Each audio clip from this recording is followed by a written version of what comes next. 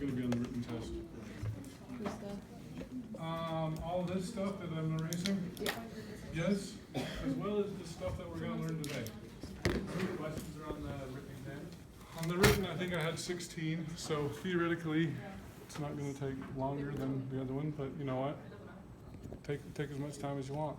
And then what about the Excel portion? The Excel portion, I haven't made it yet. I had more time on that one. So, well, the nice thing is I can give you lots of questions, so I'll probably test all your hypothesis tests. So that one might take a little longer. But I don't think the written will, So when you say a little longer, 2 hours, maybe. Okay? So they wouldn't let me end it on Friday. I don't know why. They wouldn't let me start it on Wednesday. So here's the weird thing about the test. So the weird thing was I accidentally scheduled the computer test for next week, which was going to end on a Friday. But this week they wouldn't let me end it on Friday. It had to end on Thursday. So I'm like, okay, Tuesday through Thursday it is. So then the written test, I actually input it as a written test instead of a Scantron test. So it's going to be a Scantron test. So you will want to bring a number 2 pencil. It's going to be mostly multiple choice. There will be a few that you'll have to write on the test, which is fine. But I'm doing that because it's going to make grading really fast for me. Because I'm going to try to get them back to you Monday. So that's why I said if you can get it done before noon Thursday, I'll give it back to you Monday. If you don't, I'm not. I'll give back everybody who's got it done by then. But if you have to take it Thursday afternoon, take it Thursday afternoon. That's fine. But anyway, so I went to reschedule a different test that said Scantron plus Write-On, and it made me forced to next week. So I think the testing center is going to be full this week because you can't. I think it's closed Wednesday and I think it's closed Friday. What? Wait, What? Closed Wednesday? I don't know. No, it's not closed Wednesday, but for some reason it wouldn't let me schedule it on Wednesday. I don't know why. There's So an we anatomy can't. test this week, and that's. And that's in the we testing usually center? are overflowed on Friday. Yeah, so anyway, I think it's going to be full. So plan on that. So the computer test runs when through when? Both tests run Tuesday through Thursday. So we Both can do Tuesday through Wednesday. Thursday. You can take it Tuesday, Wednesday, or Thursday. Both run Tuesday through Thursday. Okay? So anyway, sorry, I had to work with the better scheduling. It wasn't the best. Okay, so got the wrong folder. Okay, we're going to talk about independent sample two sample t-tests. Okay? So this is kind of a follow-up. In some ways, it's similar to the dependent test that we just did. So this is 2 means independent samples. Okay? So, couple of the big differences I want to point out. I just want to remind you, this one and the one we did Thursday, this is the most easily confused. How do you pick independent? How do you pick paired? Okay?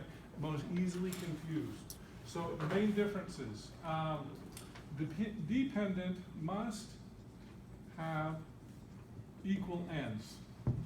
Okay, you've got to have a pair. If it's not a pair, what do you do with it? You throw it out. Okay? Independent can have different end. It can also have the same end, it doesn't matter, but it can have different ends. So you don't have to throw out any data, which is really nice. In fact, they could be really, really quite different. So as far as rules go, very similar rules with the dependent test. Number 1, simple random sample. Number 2, this time it's independent. Obviously, that's kind of like that. But number 3, very similar. They should be normally distributed. No outliers. Number 4, your N1 should be greater than or equal to 30, and your N2 should be greater than or equal to 30 as well. So once again, they don't have to be the same size as they do on the paired I mean, in real life, you'd like them to be, but it is not required. Okay? Okay, so here's what I'd like to do. Go ahead and open up your Canvas, open up that same spreadsheet we were working on a few days ago. If you go to, sorry, I guess I should show this. Go to your in-class worksheets at the bottom. It's 11.1 and 11.2. Okay? So I've just got the data here. I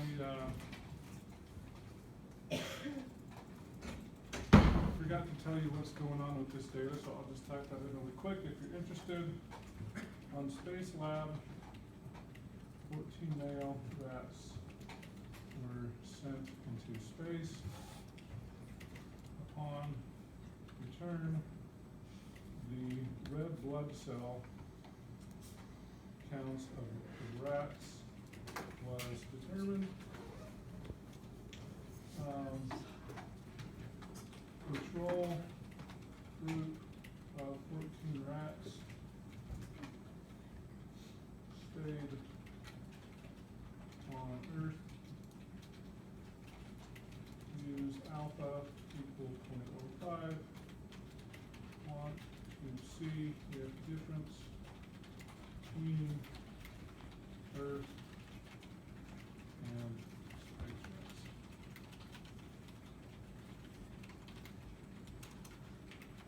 Okay, first question is what? Quantitative, qualitative regression. Quant, qual, or regression. Is it not categorical? Is it qualitative? So qualitative, categorical, same thing. So, quantitative, lots of numbers. Not only is it quantitative, it is not discrete either. These are definitely continuous numbers, right? Okay? All right, question number 2. Oh, I didn't, okay, so this is going to be a difference on your null hypothesis and your alternative hypothesis, okay? Let's talk about the null hypothesis again. What does null hypothesis mean? Yeah, there's no changes, so no change, no difference. Right? Okay, so how do I convert that to a mathematical statement? Something's got to equal something. What'd you say? 0. Now, do we think the red blood cell count is 0? No. Okay, so here's the big difference. In this case, with independent, we're going to say that mu1 equals mu2. With dependent, what do we say with our null? We say that d equals 0. Okay? So that's for dependent. This is for independent. In independent, we just set them equal to each other. Okay? Does that make sense? So that's kind of a notation thing. I mean, you could argue that mu1 equals mu2 here, but we don't do that because we subtract the means. Or we subtract the data, not the means. Subtract the data. So this is the convention that we use for dependent. This is the convention we use for independent. Okay? So just make sure you remember that. Okay, so in this case, we've got mu1 equals mu2. Or if you wanted to be really specific, you could say mu space equals mu Earth. It's probably a little bit more descriptive. Okay, your alternative hypothesis. Anybody know what space does to your red blood cell count or to rats' red blood cell counts? Do you know that? No, so Maybe it's go just up. not equal. Maybe you're sick. I don't know. I've never been to I'm not a biologist. I don't know anything. So, and it doesn't give me any indication in the problem. So mu1 is not equal to mu2. Okay. Done. Okay. Question 3 is your test statistic, right? Specifically, what I'm asking is a z, a t, an f, or a chi-square. And how do you know? Chi-square? Chi-square is usually categorical or standard deviation.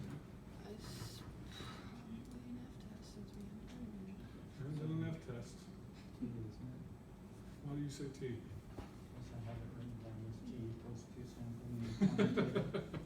Okay, it is a T test. Okay, we've got various iterations of the T test, right? Why, now, just let's answer this question first. Why is it a T test and not something else? Because what? We're dealing with means, but it could be a Z test, right? We do Z test with means, right? So why is it a T test, not a Z test? Because we don't have any clue what the population standard deviation of red blood cell counts for rats, or maybe some of you know. Anyone know? Okay, no idea. So it's got to be a T test. Okay. Now it's not just any T test. This is a two-sample independent means. Now why? Now let me ask you a question. Why is it independent? And could I simply pair rat number 1 and rat number 1 and rat number 2 and rat number 2? Could I pair them up? Now, I could make this a dependent test. That's a good point there, Cooper. I could make this a dependent test. How? I could check the red blood cell before, and then send them up in space and check it after. Okay? So I could make this a dependent test. It would be the same rat, but these are two different sets of rats, right? So there's no reason to pair them up. Okay? So this is an independent sample test. Okay? Do you see why this is most easily confused with what we did on Thursday? Yes. Okay? All right. So two sample independent means, which means I've got to give you a new equation here. Okay? So the new equation is x1 bar minus x2 bar over the square root of s1 squared over n1 plus s2 squared over n2. Now, as you probably noticed by now, I probably left something out because why? Because it's 0. What did I leave out? Minus mu1 minus mu2. Okay? That's going to be on your formula sheet. It's going to be 0 because of what? Because we say that they're equal. Okay? With our null hypothesis. Okay? All right, so just remember that. That's always going to be 0. So now, oh, by the way, okay, let me point this out also. Degrees of freedom. Okay? There is a complicated formula in the book that you can use. And if you want to be super accurate, you can use it. Here's what I'm going to tell you to use. Okay? Your degrees of freedom is going to be the smaller of n1 and n2, whichever one is smaller, minus 1. Okay? That's going to be good enough. Now with the formula, you could get like a 16.3 degrees of freedom or something like that. Okay? Obviously, that's going to be very hard to look on your chart, right? So this is going to be the easier way to do this. This is the way I will have you do it. But technically, if you want to be more accurate, this is the better way to do it. Okay? And it is the way that most software does it. But that's a whole lot easier to remember, right? Okay? All right. Okay, so let's figure out our, so according to my formula, what do I need to know? I need to find my means, and I need to find my standard deviations, okay? So my means are simply average of my space rats, average of my earth rats. My standard deviation is the standard deviation of space and earth. Okay, so as we look at these really quickly, what do you notice about your means? Pretty close. Looks like space is a little bit smaller. The question is it significant? Your standard deviations, okay, standard deviations look pretty similar though, right? Okay, all right. So we're going to do our t-score. T equals x1 bar minus x2 bar. Now, by the way, does it really matter which way I label this? It doesn't. In my case, I got a negative number. But if I did Earth minus space, I would get a positive number, right? Okay, that's okay. And in fact, in this case, it doesn't matter too much because it's a two-sided test, right? So just remember, whether it's x1 minus x2 or x2 minus x1, it doesn't really matter as long as you know what you're doing. Okay? All right, so I got a negative number. So when we talk about this, am I going to be doing, now I know it's a two-sided test, but if I got a negative number, is it going to be a left tail or a right tail? It's going to be a left tail. Okay, so I'm going to be over here somewhere. What's the mean? Huh? It should be 0, right? If you subtract the means, the difference should be 0. Okay? All right, so let's figure out my denominator. My denominator is going to be the square root of S1 squared divided by N1, which I forgot to figure out, 14, right? Plus S2 squared divided by 14 as well. Okay, let's talk about our n's. So N1 equals 14, so is N2. And my degrees of freedom equals 13. Okay? All right, so now I'm going to take this number here and divide them. I'm going to get this divided by that. Okay? So that's my t-score, right? Okay, so I got a t-score of negative 1.43. 1.43. Okay, I want this area here because it's on the left side. Okay?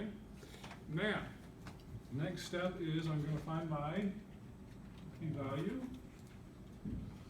Now, here's a little tricky thing here.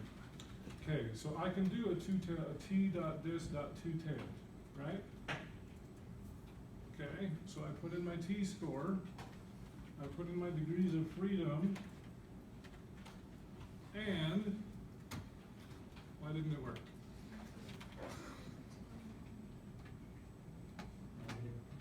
Okay, the two-tailed test is expecting a positive number. If you want to do a negative number, now it will work. Okay? Now, so that's one way to do it. Or you could say, okay, well, I'm just going to do a t dot dist. That's going to be a left-tailed test. Left-tailed tests are fine with negative numbers. My degrees of freedom is still 13. What do I put here? True. Okay. Okay, now I need to double that. I got the same number that way. Okay? So that works as well. Can you double that to both sides? Double it because it's a two-tailed test, which I didn't write on the board. But yes, your alternative hypothesis, mu does not equal, mu1 does not equal mu2. So it's two-sided test. Okay? So either way is acceptable. Okay? Okay, finally, what's my conclusion? Oh, before I do my conclusion, reject or do not reject? Do not reject. Do not reject. So my conclusion is There is there is not enough evidence that what? the difference between Earth and space Rats zero. are different than Earth rats. Okay? All Alrighty, so I'll post this up on the website. So reminder, tomorrow quiz is 11.3. We'll do a review tomorrow. After that, we'll just keep moving on. Okay? So you'll post it. I'll post this.